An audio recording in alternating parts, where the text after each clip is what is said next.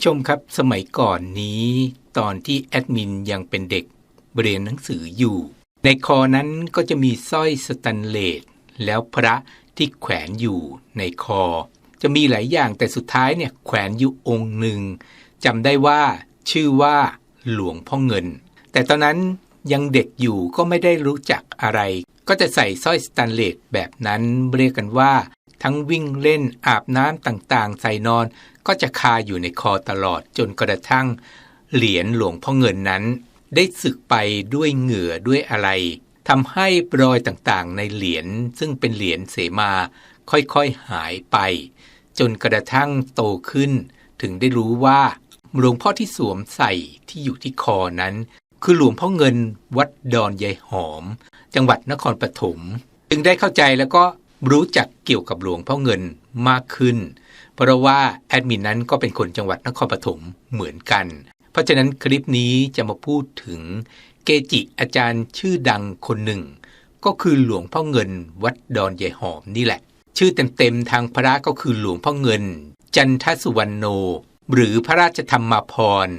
เป็นพระนักพัฒนาปฏิบัติธรรมมีเมตตาธรรม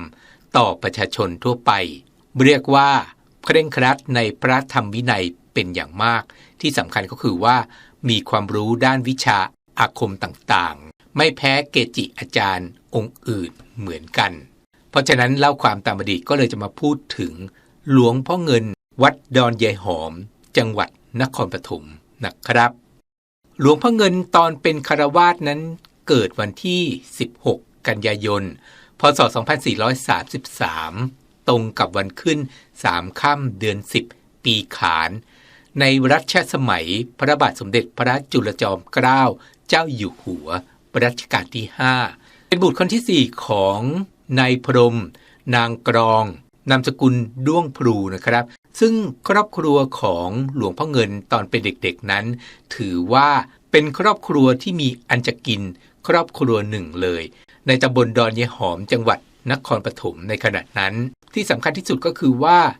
หลวงพ่อเงินตอนเป็นหนุ่มๆนั้นรูปร่างกายสมบูรณ์สูงใหญ่เรียกว่าสมาร์ทท่าทางดีผิวพรรณสะอาด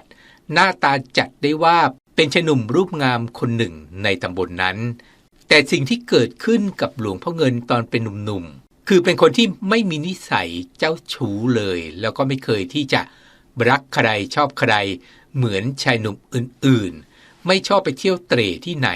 เหล้าไม่ดื่มการพนันไม่เล่นอยู่แต่บ้านทำงานบ้านแล้วก็ทำอะไรเรียบร้อยประณีตสะอาดชนิดว่าสาวๆนั้นยังสู้ไม่ได้เลยจนพ่อแม่ยังต้องชมเลยนะครับพออายุ20ปีนั้นหลวงพ่อเงินครบบวชก็ได้บวชไปตามประเพณีพ่อแม่นั้นก็ไม่ได้จัดงานแบบกระเริกมากมายซึ่งลูกชายที่จะบวชก็ไม่อยากให้มีงานอะไรใหญ่โตไม่มีการแห่แหนไม่มีลิเกไม่ฉลองเหมือนชาวบ้านอื่นๆแบบอึกระทึกครึกโครมต่างๆพวกนั้นเพียงแต่บอกญาติมิตรที่เคารพกันในการจัดเครื่องอัฐบริขารแล้วก็พากันไปที่วัดเดินประทัดศีลเวียนรอบโบสถ์3รอบแล้วก็เข้าโบสถ์ทำพิธีอุปสมบทเป็นพระภิกษุสงฆ์ไม่ได้กันว่าพูดกันแบบตรงๆเลยแอดมินก็บวชแบบนี้เหมือนกันไม่มีงานอะไรใหญ่โตเดิน3รอบเข้าโบสถ์แล้วก็บวชเลยหลวงพ่อเงินก็เป็นแบบนั้นเหมือนกันเรียกกันว่าบวชเป็นพระภิกษุสงฆ์เมื่อวันที่18พฤษภาคมพศ2453ซึ่งได้ฉายาว่าจันทสุวรรณโนตามตำราการตั้งฉายาวันเกิดของคนเกิดวันอังคารซึ่งหลวงพ่อเงินเกิดวันอังคารอยู่อุปชฌาย์ตอนนั้นก็คือหลวงพ่อหวยเจ้าวาดวัดดอนยายหอมแต่ว่าสิ่งหนึ่งที่เกิดขึ้นในขณะที่ทำพิธีอุปสมบทได้เกิดพายุลมแรงฝนตกอย่างหนักเรียกกันว่าฝนฟ้าคะนองคล้ายๆกับว่าเทพยดาฟ้าดินพลอยปีดาปราโมทย์อนุโมทนาบุญในการอุปสมบทของหลวงพ่อเงินตอนนั้นเมื่อบวชได้1พรรษาเนี่ยก็ต้องบอกว่าท่องบทสวดมนต์7ตำนาน12ตำนานได้ทั้งหมดแล้วก็ท่องพระปาติโมกข์ในพรรษาแรกได้เลยเรียกว่าสิ่งเหล่านี้เป็นที่โจทย์ขานกันมากเพราะว่า คนในสมัยนั้นถือว่าใครท่องพระปาติโมกข์ในพรรษาแรกได้ถือว่าพระภิกษุนั้นปัญญาดีมีบุญเก่ามาส่งเสริมจะเจริญในทางพุทธศาสนาในช่วงวันหนึ่งหลวงพ่อเงินเมื่อได้ไปบิณฑบาตที่บ้านโยมบิดาก็พูดว่าอย่าจำวัดแต่หัวค่ำนักเป็นพระไม่ได้ทำไร่ทำนาก็ควรที่จะฝึกหัดให้อดทนซึ่งหลวงพ่อเงินก็ทราบโดยดีว่าโยมบิดานั้นทราบเรื่องนี้ได้อย่างไรมาตอนหลังจึงทราบว่าโยมบิดานั้นทราบเรื่องนี้เพราะนั่งเข้ายานเพ่งกฐินไปดูพระลูกชายในขณะนั้นและที่สำคัญก็คือว่าได้ไปหาพระลูกชายเพื่อจะถ่ายทอดวิชาเพ่งยานสมบัติให้โดยบอกกับพระลูกชายว่าจะเรียนวิชานี้ให้สำเร็จต้องประกอบด้วยความศรัทธาความเชื่อมั่นวิริยะความเพียรพยายามขันติความอดทนมีสัจจะและถือความสัตย์อธิษฐานความตั้งใจให้แน่วแน่โดยบิดาได้บอกกับลูกชายคือหลวงพ่อเงินว่าตอนที่ตัวเองเรียนวิชากับอาจารย์นั้นท่านหัดให้เพ่งดวงอาทิตย์ตอนเช้าจนสามารถมองดูดวงอาทิตย์ตอนเที่ยงได้หลับตาก็มองเห็นดวงอาทิตย์ได้เช่นกันนั่งสมาธิเพ่งดวงเทียนจับนิ่งอยู่ที่เปลวเทียนจนเมื่อหลับตาแล้วก็ยังแลเห็นเปลวเทียนยังสว่างอยู่ที่เดิมหรือบางทีไปนั่งที่ท่าน้ำใช้ดวงจิตเพ่งไปที่ผักตบชวาแล้วภาวนาให้ผักตบชวานั้นนิ่งอยู่กับที่ด้วยกระแสจิตเมื่อทำเช่นนี้จะสามารถเรียนวิชาได้สำเร็จหลวงพ่อเงินจึงฝักใฝ่ตั้งจิตฝึกหัดจนสำเร็จวิชาตามที่โยมบิดานั้นสอนให้ในปลายพรรษาที่5นั้นหลวงพ่อเงินพร้อมด้วยพระที่วัดอีก2 รูปก็ได้ออกธุดงค์ไปตามชนบทมุ่งหน้าขึ้นทางเหนือผ่านป่าสระบุรีลพบุรีเรื่อยไปถึงนครสวรรค์ค่ำที่ไหนก็ปักกรดนอนพักแรมที่นั่นอาหารที่ฉันก็จะเพียงมื้อเดียวการเดินทางในสมัยนั้นต้องเดินด้วยเท้าเปล่าบ้านคนก็ไม่ค่อยมี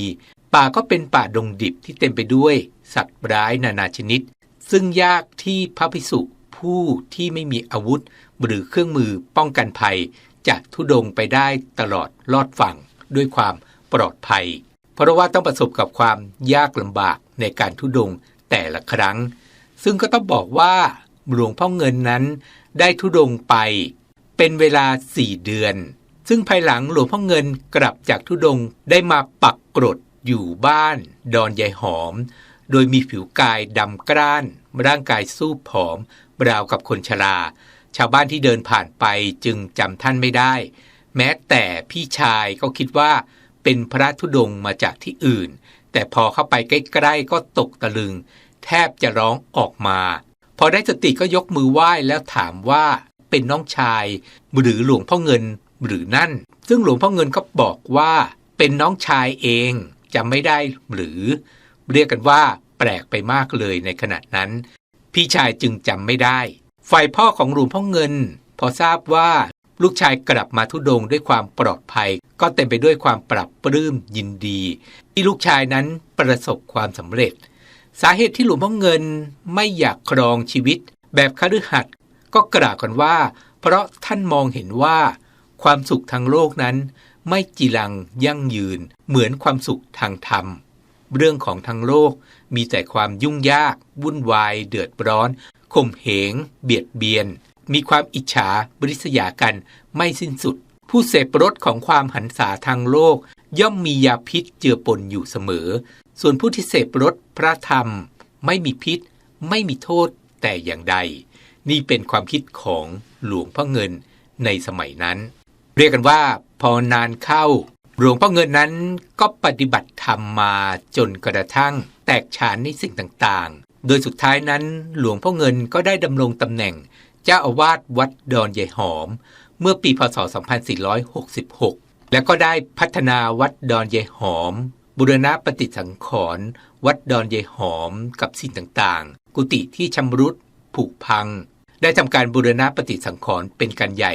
ให้กลับคืนสู่สภาพเดิมแล้วยังก่อสร้างถาวรวัตถุอีกหลายอย่างอย่างเช่นสร้างหอสวดมนต์สร้างศาลาการประเรียนพระอุโบสถหลังใหม่แล้วก็มีงานปิดทองฝังลูกนิมิต มีการหลอกพระประธานในโบสถ์สร้างสถานีอนามัยในขณะนั้นรวมกระทั่งสร้างโรงเรียนสหศึกษาบาลีสร้างตึกเรียนพระปริยธรรมสร้างโรงเรียนประชาบาลพัฒนาจิตใจคนเป็นพระปฏิบัติมีเมตตาธรรมต่อพุทธศาสนิกชนมีความเมตตาเป็นอย่างยิ่งแล้วก็อีกหลายอย่างที่หลวงพ่อเงินได้ทำไว้เรียกกันว่าประชาชนนั้นศรัทธาหลวงพ่อเงินอย่างมากจนวาระสุดท้ายหลวงพ่อเงินก็ละสังขารด้วยอาการสงบเมื่อวันที่13มกราคมปี2520แม้ท่านจะมรณภาพไปแล้วก็ตามสิ่งต่างๆที่ยังตราตรึงอยู่ในความทรงจำของบรรดาลูกศิษย์ต่างๆผู้ที่เคารพศรัทธาที่ได้กราบไหว้ไว้ก็เป็นพระเครื่องวัตถุมงคลต่างๆเป็นมรดกให้รุ่นหลานเป็นวัตถุมงคลที่ต้องบอกว่ายอดเยี่ยมด้านคงกระพันชาตรีเปี่ยมด้วยเมตตามหานิยมเป็นอย่างยิ่งตรงนี้ต้องบอกว่าแอดมินคงไม่ลงในเรื่องวัตถุมงคลต่างๆจะลงในเรื่องเกี่ยวกับการปฏิบัติของหลวงพ่อเงินที่ได้ทำเอาไว้ในการที่จะสอนสั่งต่างๆเรื่องธรรมะเรื่องสิ่งดีๆให้กับประชาชนในขณะนั้นฝากไว้ให้คนรุ่นหลังนั้นได้จดจำกับคุณงามความดีของหลวงพ่อเงินวัดดอนยายหอมนะครับแล้วความตามอดีตก็ย้อนรอยให้ท่านผู้ชมได้ทราบกันกับประวัติต่างๆของหลวงพ่อเงินวัดดอนยายหอมเกจิอาจารย์ชื่อดังของจังหวัดนครปฐมกับเรื่องราวต่างๆที่ได้ฟังมาคิดว่าท่านผู้ชมคงจะรู้จักกันโดยเฉพาะอย่างยิ่งความเป็นเกจิอาจารย์ชื่อดังยังดังอยู่ในขณะนี้กับวัตถุมงคลต่างๆเป็นเสมือนตัวแทนของหลวงพ่อเงินวัดดอนยายหอมนะครับใครมีข้อมูลต่างๆที่จะเสริมเพิ่มเติมสามารถที่จะพูดคุยกับแอดมินได้วันนี้ลากันไปก่อนพบกันใหม่คราวหน้าสวัสดีครับ